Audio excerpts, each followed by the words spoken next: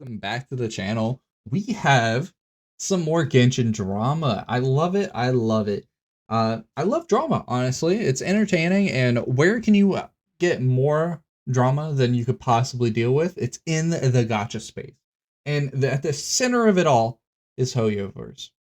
Now, obviously, people are upset about the filler patches and about how uh, almost every patch just feels like a maintenance patch for Genshin Impact. But let's see what they have to say about this latest one and about how the Genshin filler patches are getting even worse. Drops yet another dry filler patch. The debate resurfaces like clockwork. Some players claim that they love these dry filler patches. Oh my god, 7 seconds in and already it's kind of wild.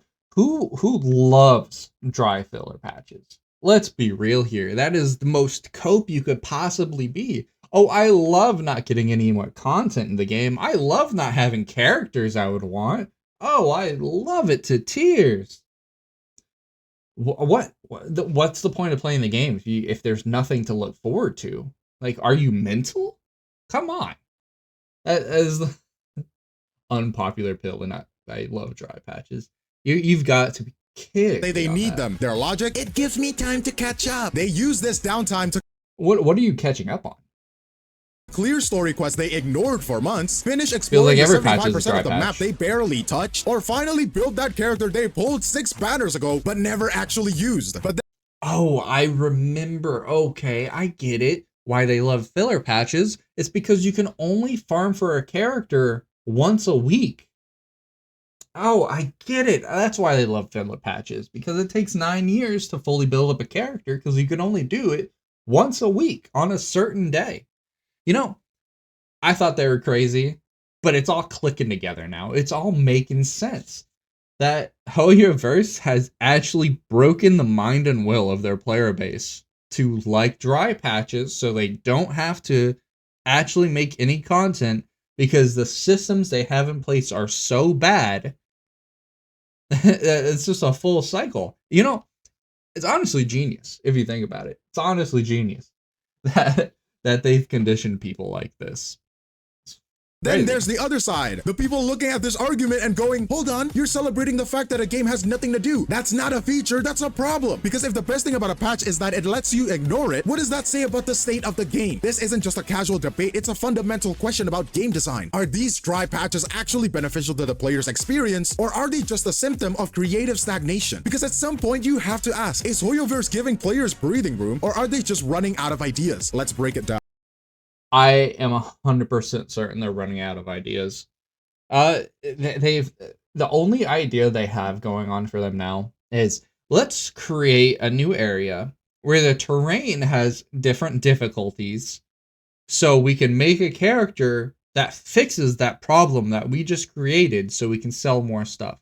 That's their only idea cycle that they have right now. They're not making anything fun, they're not making anything exciting.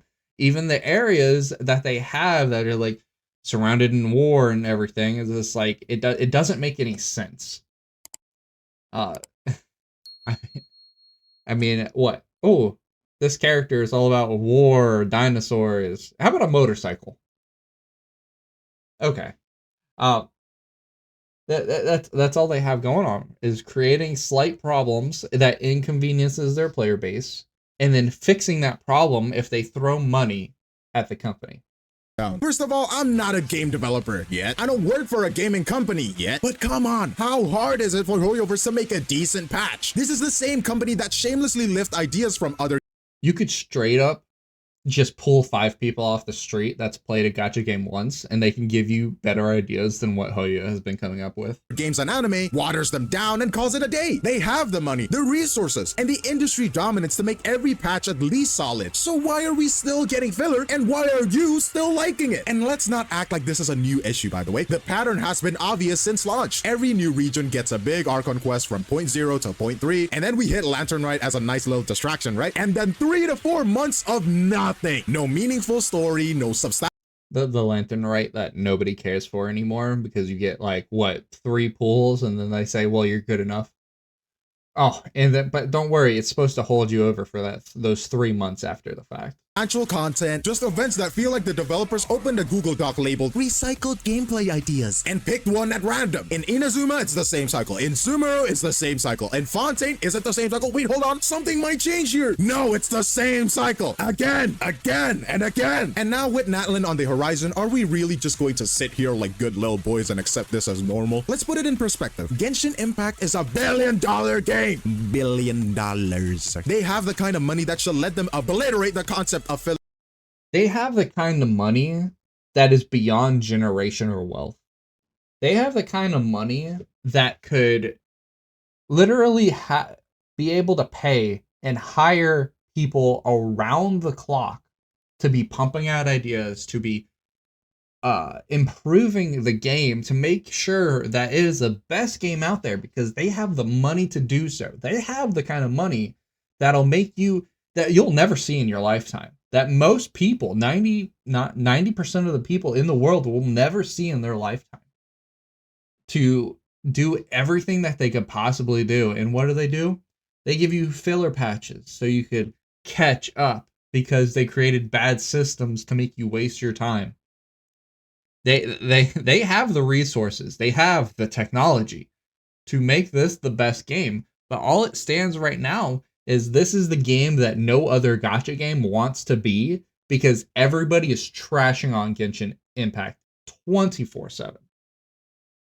I mean, just look at Wuthering Waves. Wuthering Waves is doing everything that Genshin should have done. I mean, Wuthering Waves already has an echo loadout.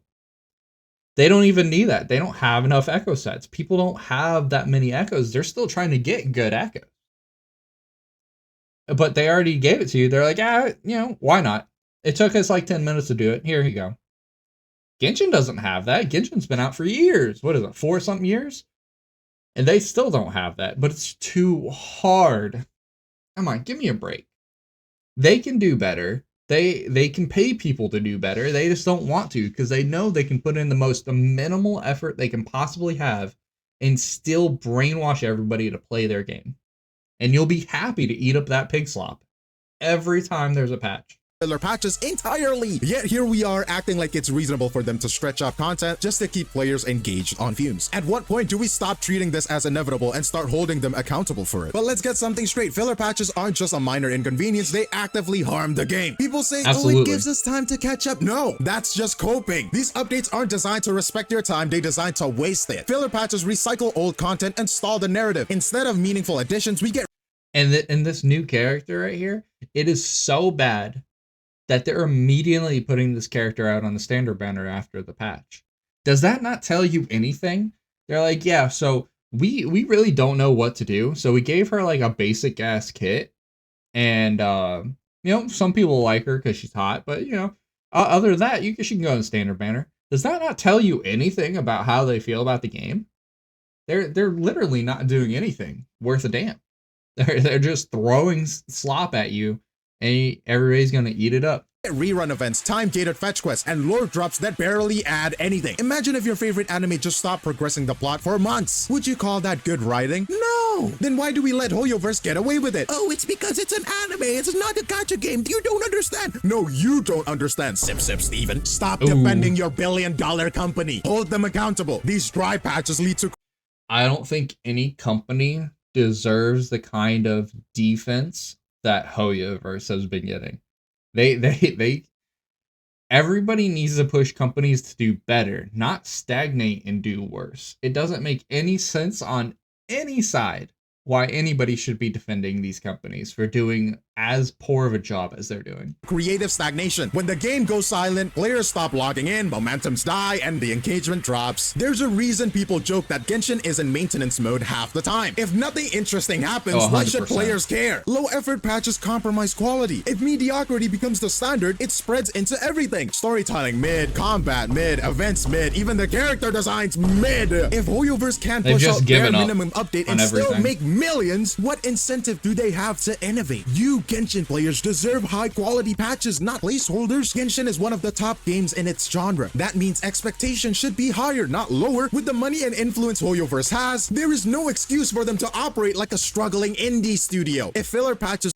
And to that fact, I would argue that struggling indie studios actually do more for their communities than HoYoverse has done. I've played several indie games where they pump out update after update in faster cycles, and they give out free DLC just because they are so appreciative of people loving their game and playing it and showing as much passion as they do. Are their norm. It's not because they have to be, it's because they choose to be. Better updates keep the community engaged. People don't log in just to exist in the game. They need content that actually adds value, new stories, mechanics, and something to look forward to. That is not a radical demand, that's just basic game design. And let's be clear, not every patch has to be a game changer, but if a billion-dollar company can't even guarantee that their off patches would still be good, what are we even doing here? But you might need receipts, so let me give you one. The newest Genshin update, the Genshin 5.4, is what happens when a game stops trying. Actually, they stopped trying a few while ago, but now it's getting up again. Characters Yume Mizuki is immediately getting dumped into the standard banner, the patch after this one, which is basically HoYoverse admitting that, yeah, she's not worth pulling. And who the hell is even Sitch Weenie, bro? Who actually want her, bro? Come on. We need to stop these child characters. Please. It's unnecessary. The only good unit this patch, a rerun character, Furina. But hey, what about the events though? That's rough. Hours worth of Yap Fest, and then a PNG of... Yo, this live stream has got to be their worst live stream to date. It was just everybody, every single person I've heard talk about this hated this live stream. Aether or Lumine taking a bath with some Inazuma characters. Yay! A PNG so happy. A TCG update that nobody asked for. LOL features that should have existed 4 years ago. This isn't innovation, it's housekeeping. So what do you do after finishing all the quote-unquote content? You log in daily and do your dailies. Yep, isn't that exciting? Be unhappy, only in Genshin, be where they depressed. are still making the savior of nation run food deliveries. That's right, the same protagonist who has fought gods, saved civilization in Liyue, and defied fate itself by fighting the god of Inazuma is being asked to do insignificant and uninspiring fetch quests. What are we doing? And let's also talk about how painful it is to play your game daily. Genshin, your dailies take so long compared to other games. It's insane. In HSR, you can just spend your energy and be done with your dailies. In Zelda Zone Zero, you can just scratch a card, go coffee, spend your energy, and then be done with your dailies. In Wuthering Waves, you can also do the same thing. So why can't you do the same thing, Genshin? God, why does it have to be commission quests? 4 of them. This patch isn't just dry, it's a wasteland, and people are defending this. Why? You know what? I know the answer. It's because we've been trained to expect mediocrity. They are treating you like dogs. They're telling you to sit, roll over, take this filler patch, take this filler patch, take this filler patch. They already know they can do whatever they want.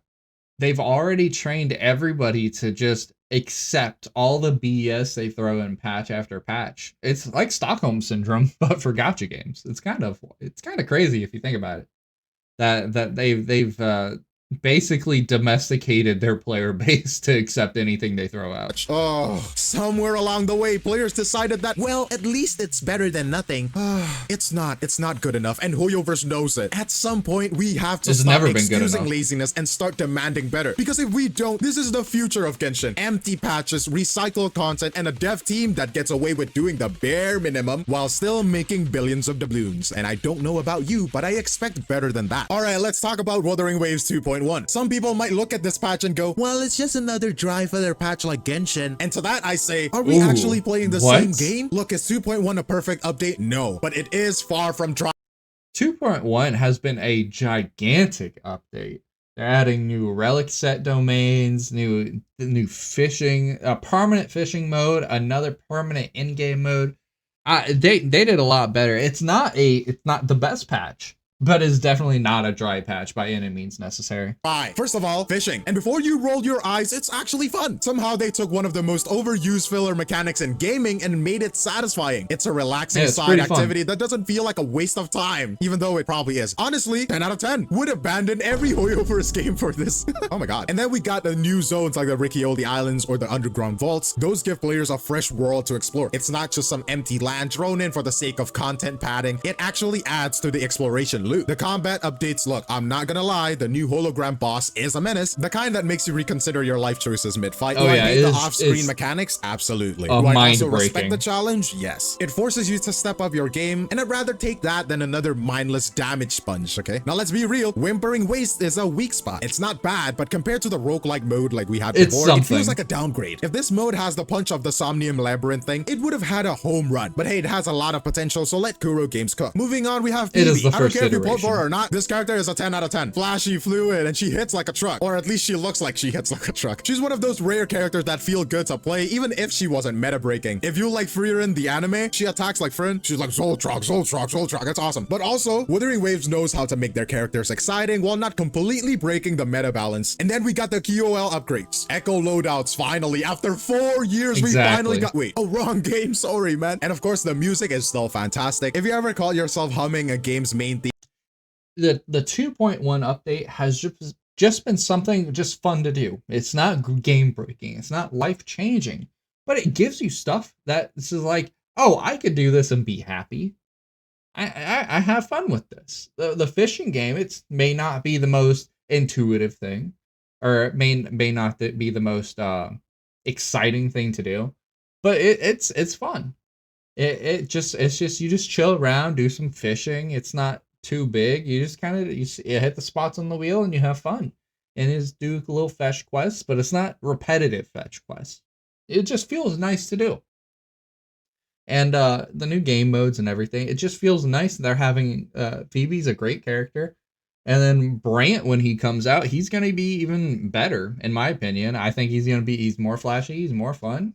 I think 2.1 is a great update. Theme like the arena seats of music in the shower. That's how you know the OST is solid. And I've been doing a lot of that. The music is so fantastic. Does 2.1 have flaws? Yes. Ray tracing, pretty mid. And it's locked behind a high-end GPUs, which is, I guess it's kind of normal. Also, there's no wings in the 1.0 zones, which feels like a cruel joke at this point. Going back to the old areas without the wings feels like moving through mud. And at this point, I'd rather fast travel everywhere than deal with the agony of free 2.0 movement. But here's the thing, even with these issues, it's still an 8 out of 10 update. It's still good. This isn't a patch that just keeps the game on life support. It's a functional, engaging update and actually gives players something to do. If this is Wuthering Waves on an off patch, a filler patch, I'd take it over Genshin Impact's entire yearly content cycle. Here's the thing, filler patches don't have to be bad. When done right, they can actually improve the game. But that only happens when a developer actually listens to feedback and put in the effort. And when they do, a few key things happen. First, the game becomes more polished. Addressing issues, refining mechanics, and fixing bugs means that when the next major update drops,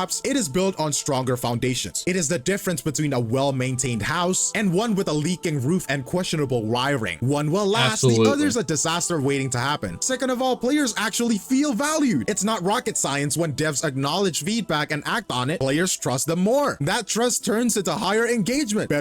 They're not waiting for players to make an uproar about things. Let's take the Echo loadout, for example. No one was really asking for it yet.